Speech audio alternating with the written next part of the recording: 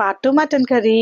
మనం ముందుగా స్టవ్ పై బాండి పెట్టుకొని ఆయిల్ వేసుకోవాలి. ఆయిల్ హీట్ ఎక్కిన తర్వాత పచ్చిమిర్చి అండ్ ఆనియన్స్ కూడా వేసి ఫ్రై చేసుకోవాలి. కాస్త పుదీనా అండ్ మనం ముందుగా మిక్సీ చేసి పట్టుకున్న కొబ్బరి అండ్ కాజు పేస్ట్ కూడా వేసి పచ్చివాసన పోయేదాకా మంచిగా ఫ్రై చేసుకోవాలి. అండ్ దాని తర్వాత మనం ముందుగా మ్యారినేట్ చేసి పెట్టుకున్న మటన్ కూడా అందులో వేసుకోవాలి. వేసిన వెంటనే కలపకూడదు, కారం అంతా ఆయిల్లో స్ప్రెడ్ అయిపోతుంది. ముక్కకు బాగా పట్టాలి అంటే కాస్త ఆగి మనం గరిటెతో కలుపుకోవాలి. ఇలా కలుపుతూ ఉంటుంటే మంచిగా ఫ్రై అవుద్ది. ఫ్రై అయిన తర్వాత మనకు ఆయిల్ అనేది పైకి ఇలా తేలాలి. ఆయిల్ ఇలా పైకి వస్తుంటే అప్పుడు మనం వాటర్ యాడ్ చేసుకొని మూత పెట్టేసుకోవాలి. అంతే, వేడి వేడి మటన్ కర్రీ రెడీ అయిపోయింది. చూడండి, చక్కగా ఉడికిపోయింది అండ్ బాగుంటుంది టేస్ట్ కూడా. అండ్ కొంతమంది ఏంటంటే కుక్కర్లో వేసుకుంటారు.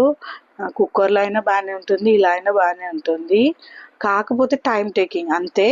అండ్ స్టవ్ ఆఫ్ చేసుకొని కొత్తిమీర యాడ్ చేసుకొని మసాలా యాడ్ చేసుకొని సర్వ్ చేసుకోవడమే. వేడి వేడి అన్నంలో మటన్ కర్రీ, నింబు అండ్ ఆనియన్స్ పెట్టుకొని తింటూ ఉంటే ఈ వీడియో మీకు నచ్చినట్లయితే లైక్, షేర్ అండ్ సబ్స్క్రైబ్.